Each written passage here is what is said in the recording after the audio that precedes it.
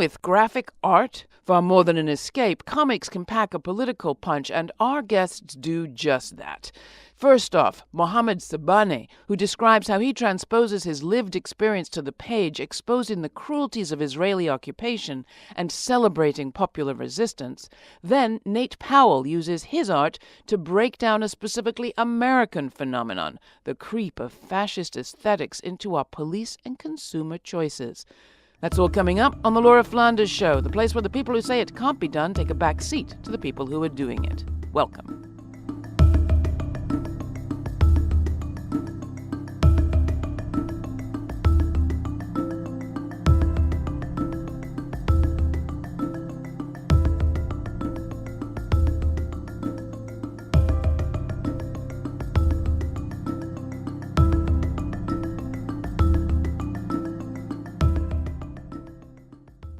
With little coverage and even less sign of much world concern about the ongoing disaster in Palestine, our guest, Mohammed Sabane, has turned to graphic art. He's lived in Ramallah with war his entire life, even spending 5 months in Israeli detention, much of it in solitary confinement. He's also the lead political cartoonist for the daily paper Al-Hayat Al-Jadida. He says he is part of the struggle, but his weapon of choice is his art. White and black, political cartoons from Palestine. His new book was inspired by his detention. His art's been described as social surrealism. He's won the Médaille d'Or at the Marseille Cartooning Festival, and last fall he was featured in an exhibition and gala at the United Nations. Mohammed, welcome to the program. Glad to have you. Thank you. Thank you for having me. Thank you for your work. I'm feeling compelled to say I'm sorry you have to do it, or I'm sorry your subjects have to be what they are. But I'm glad you're doing your work. Yeah. What do you think you can communicate through cartooning that those of us in traditional news maybe can't? Maybe because of the cartoon is like visual language, it's very easy for all of this audience from around the world to understand it without any need to translate this cartoon, because my artwork without any text, without any dialogue, and this just visual language, and that's why it's very easy to the audience or the people around the world to understand it without any need to explain it or to translate it. And that's why I think it is one of the most important tool we can use it as a Palestinian to talk about or to convey our suffering here there in Palestine. What do people here need to know? Because in our contact, in our world, most of us, this isn't a story that we are brought very reliably, very consistently. I think the most important thing that the people, they should know here in the United States, that not all of these people in Gaza, they are military and fighters for freedom. Most of them, they are civilian. Most of them, they are kids who've been killed in Gaza, been attacked by and facing all of this atrocity, all of this brutality from one of the most strongest army in the Middle East. And by all of this technology, they are fighting, they are destroying schools, channels for television, killing civilians in Gaza. And that's what the people should know here, not just in the United States and even around the world. Although in the United States, we have the connection of helping to supply that military. And unfortunately, But here in the United States, also you could find a lot of people, they are supporting my people and support the people in Palestine, not just in Gaza, and also in the West Bank, as I mentioned for you. Your book, I couldn't help but notice, in white and black, the cartoons, many of them, the characters have no mouths. This character I created when the first hunger strike happened. The Palestinian prisoner launched the first hunger strike. That means they can do. And there is no need to talk. There is no need to eat. But they can do, they can act against this occupation. Even when they are inside the Israeli prison, they can act and they can resist against this ugliness. So hence the no mouth. Yeah, and that's why when I came up with this idea, I could use this character as a Palestinian resistance who want to act against this occupation by any way. Now you're acting, you're making this art how? It looks like, is it lino cuts? Is that how you're making the work? Not all of my artwork in this book are linoleum cut. Most of them linoleum cut. Some of them by ink, and a little bit, just a few artwork in this book by computer. Would you like to just talk us through some of your work and tell us a little bit about what we're looking at? I tried to depict Gaza, because Gaza looks like a big prison, surrounded by all these military, the wall, checkpoints, and the border. And these soldiers killing these prisoner inside the prison from the window of this prison. I tried to talk about what's going on in Gaza, not just because of the Great March, Return March. What's going on in Gaza have been happening for more than 10 years now. And I think no one cares about what's going on there. Well, and what you have here is also the checkpoint, which is all about looking and observing, Yeah. but we can't see anything. Yeah, because I think we need to more concentrate on what's going on in Gaza from the human perspective, because it's very important to understand that the people there without water, without electricity, without opportunity to live as a human being, they cannot travel outside, they are in the prison. Yeah. So let's look at another one. What's this? It's mean for me a lot of kind of death, not just because of the occupation, because of starving. And this one not just about the Palestinian, it's about the kids around the world. Maybe we can talk about the kids now in Yemen, in Palestine, in Syria, and all of these kids who being killed around the world, not just because of one reason. There is a lot of reasons: the poor situation, the military acting, the extremists from around the world, and that's why I did this cartoon. So that one speaks to me of the courage it takes for a kid to grow up in face of all that at all. This one's talking about the Great March in Gaza. That's this woman tried to make the Palestinian flag from this wire. Razor wire. Yeah, and it's looked like it's something emotional for the people around the world. That's how the Palestinian women's also participating in our resist against this occupation, because there is a great role for the Palestinian women in our resist. I couldn't help but also think, looking at that, and this just reflects how your work works. Our president has put rolls and rolls and rolls of razor wire, barbed wire, on the border of the U.S. and Mexico. United And to States, me, yeah. that piece also speaks to the work that women and others are putting in to making from all of that ugliness, although the president thinks it can be beautiful, a new vision and a new idea of a nation, of a state, of people. I think he's implementing the same idea of the state of Israel now. He wants to build the wall. He wants to stop the immigrant. It is the same. It's an exclusionary, nationalist state. Yeah. So we're in the same boat, you and I. Yeah. Kind of. I have to do cartoon also. Thank you so much, Thank Mohammed. you. Thank you for your work. Thank you for the conversation.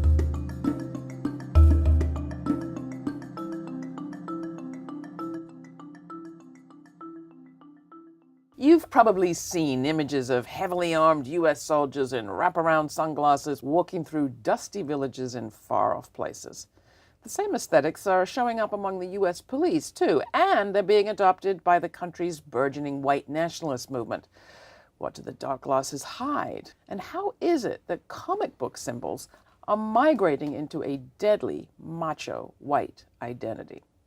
Today we sit down with Nate Powell, the first cartoonist to receive a National Book Award and the author of About Face. It's a graphic novel essay published on Popular.com.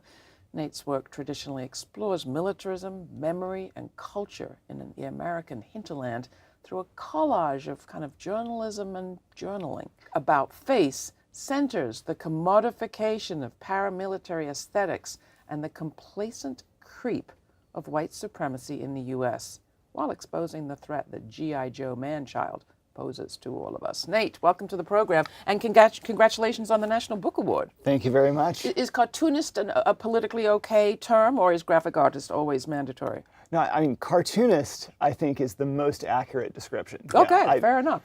Did you grow up doing cartoons? Yeah, I started drawing at about age 3, and when I hit junior high school, started making and self-publishing my own work. And really what I do now is no different than what I was doing in 1992. You go back to your childhood in About Face. You start right there with your not atypical fascination with G.I. Joe. You bet. Yes, I grew up in a multi-generational military family as a G.I. Joe kid in the Cold War. And you were in the South? Yes, indeed. Yeah, stationed in Alabama, Arkansas, and a little bit in Montana as well. But yeah, I think a lot of my G.I. Joe kid Cold War upbringing provided room to begin to ask more complex questions and generate dialogue back and forth, especially with my dad, to get a little more of his perspective on his service, on contradictions, on things that push people to serve, but then sort of moving forward from that and moving through punk rock and moving into publishing and moving into my own expression. Once I became an adult, finally I had an outlet for pushing that discussion, that childhood discussion, further and bringing it into the 21st century. You start the book saying that it is about style as a normalizing force. It's something that you suggest had been of interest to you even as a kid, but became increasingly serious. Certainly.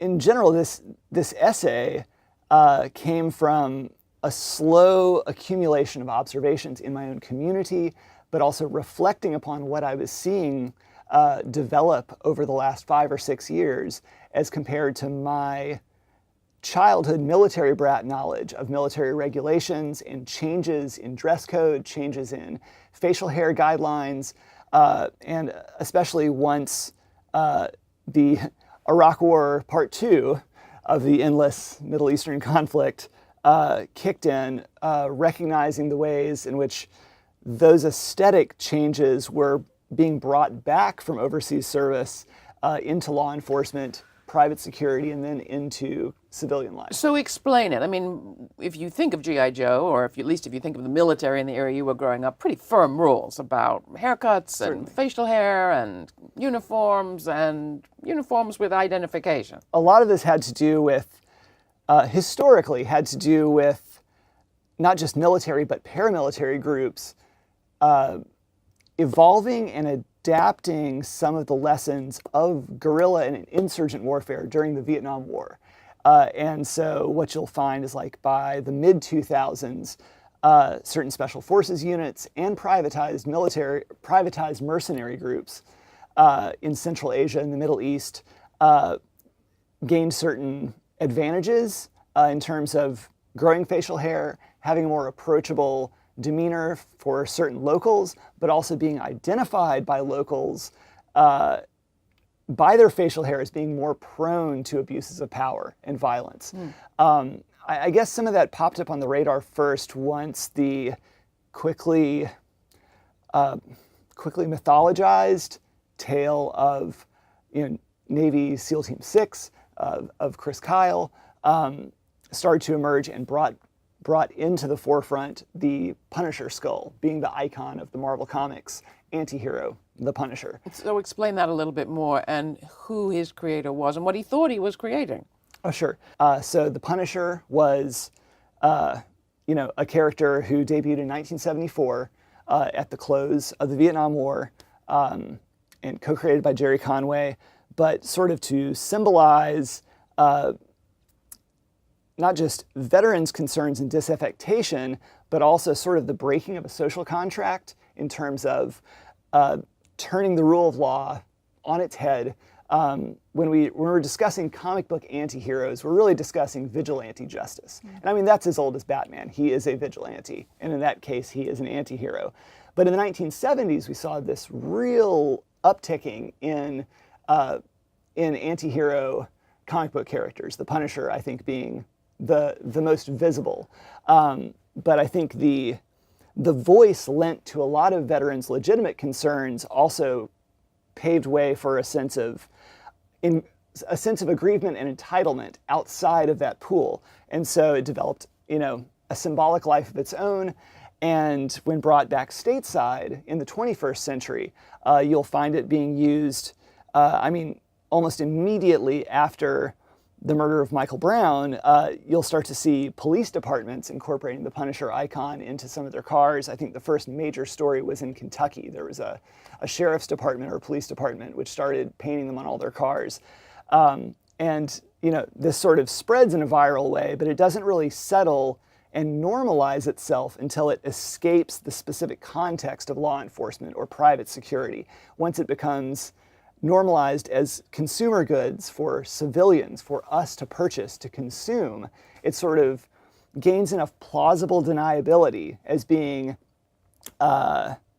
woven into these facets of power and of force that becomes that much more pervasive. So it should be obvious, but in case it's not, I want you to tease out a little bit more. What does taking on that persona enable a person or people to do that they couldn't do when they were just G.I. Joe with the haircut and the uniform and the obedience?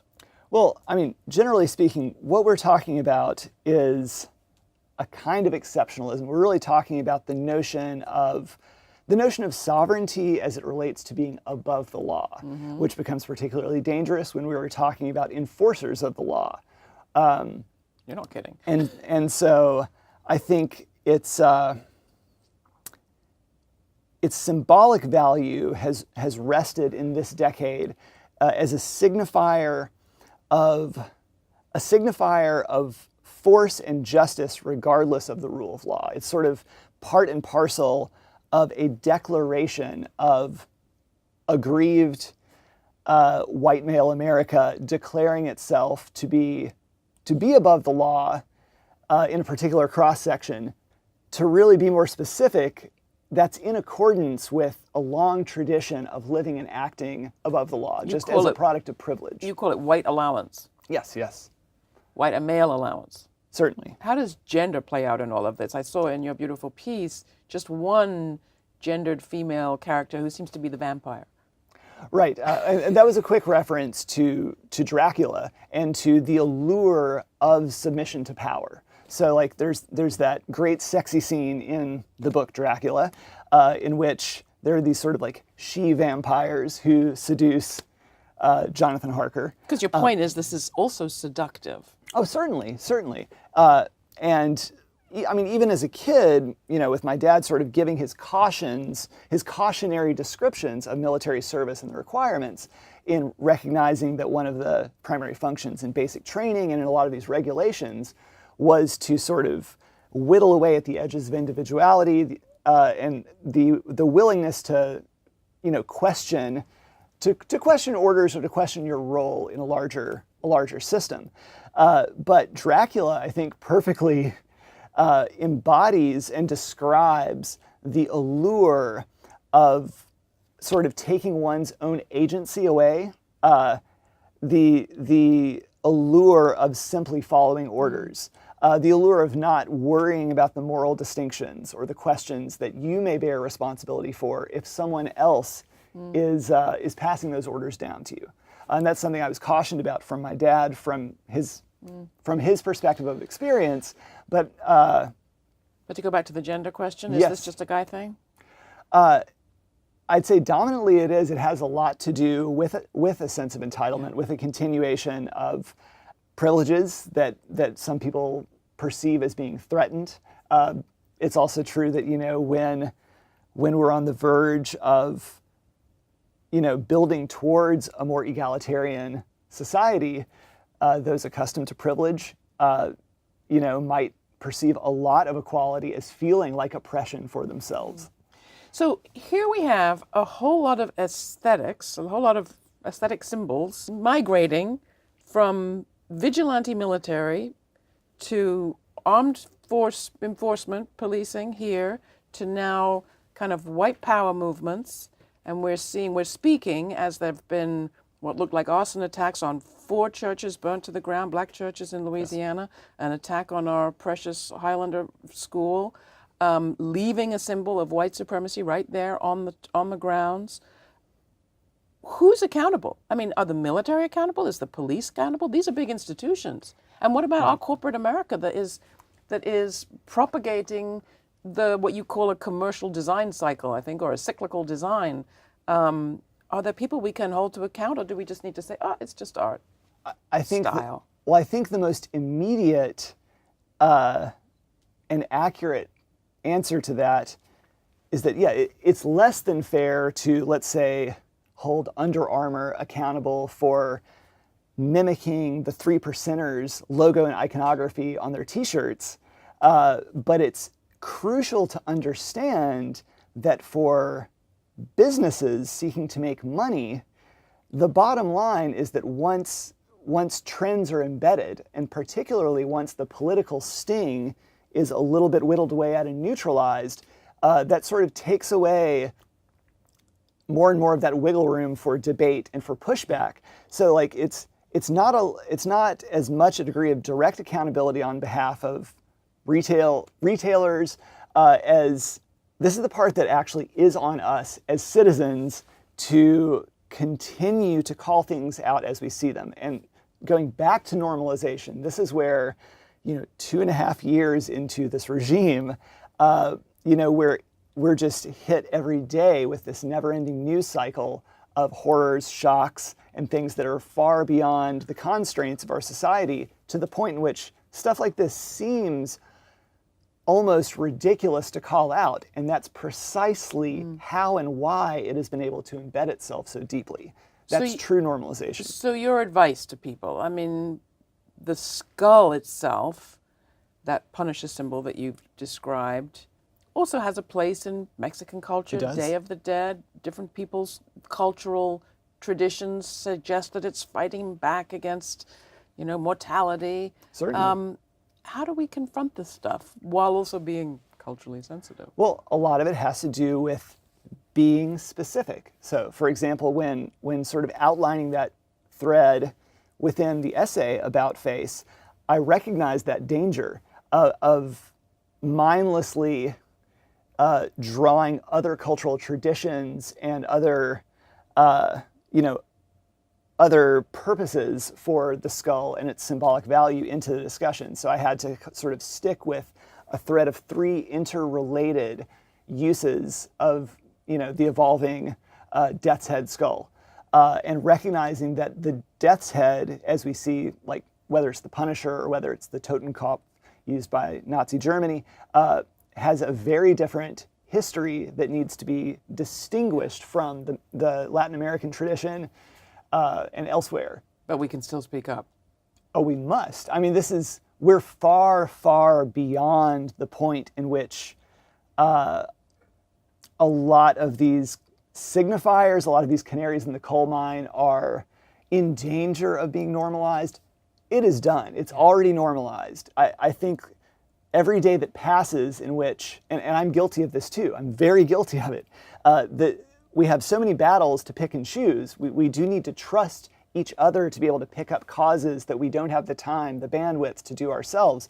But these little things really matter as well. We're talking about our ability to observe and remember facts and to be able to contextualize them with our personal experiences.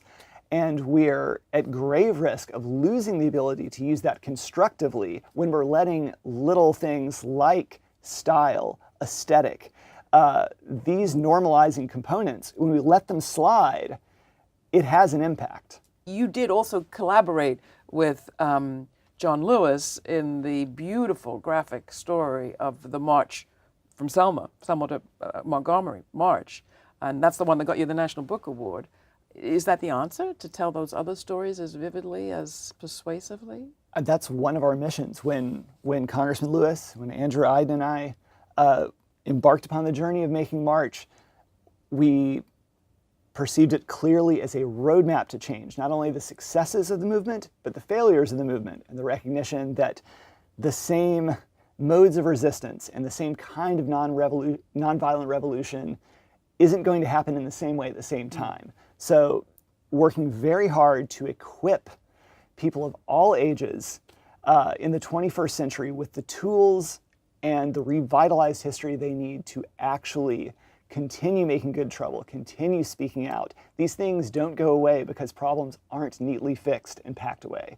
And I think that became more and more evident as the trilogy went on. We watched the temperature change in the room over the course of those 4 years in which the three of us made March. And it remains more vital now than I think when we embarked on the project. Do you use graphic art to reach different audiences, or because you can do things in graphic art that you can't do in text or a movie? I'd say for part one of that, I choose comics because I love comics, and they do have unique strengths in storytelling that activate us as readers in ways that no other medium can. But there is a universal quality. There is an incredible accessibility issue with comics as a medium and as a language. But especially in terms of like an essay like About Face, the ability to navigate this train of thought in a linear fashion, but simultaneously be able to contextualize different points in real time while moving through a comic. These are strengths of comics which allow some ideas to be crystallized in a more powerful way than could be done in any other medium. You can see About Face at popular.com. It is free and available for anybody to take a look. You can also find out more information about all of Nate Powell's work, including his National Book Award-winning collaboration, March, at our website. Thanks so much for coming in. That was great. Glad to be here. Thank you.